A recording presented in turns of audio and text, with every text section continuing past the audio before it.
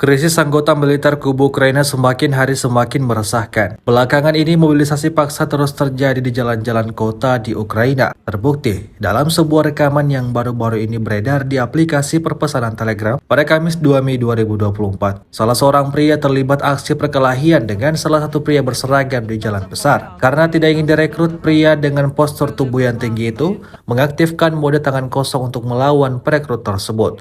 Sontak peristiwa itu mendapat banyak perhatian dari warga sekitar yang melintas. Sementara itu di tempat yang berbeda, pemuda Odessa mengaku siap menyerahkan wilayahnya untuk mengakhiri konflik dalam sebuah wawancara. Pria tersebut pada awalnya tidak mau menjawab pertanyaan yang diajukan karena takut akan konsekuensi dari layanan khusus Ukraina.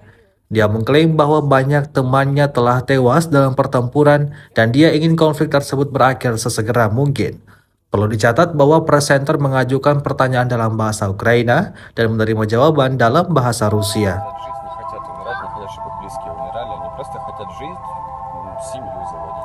За выезд со страны, пожалуйста, отпустите ребят. Зачем хлопцев відпускали? Конечно, конечно. Ну, это замкнутая клетка. Нужно уже отдать часть земли, чтобы люди жили в мире.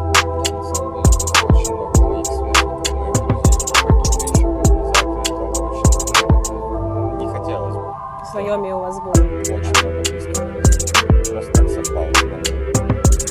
Поехали на службу, казалось бы, обычно все началось даже потом много ожиданий. Ни за что. По факту. А за что? Ну, семью. Download Tribun X sekarang, menghadirkan lokal menjadi Indonesia.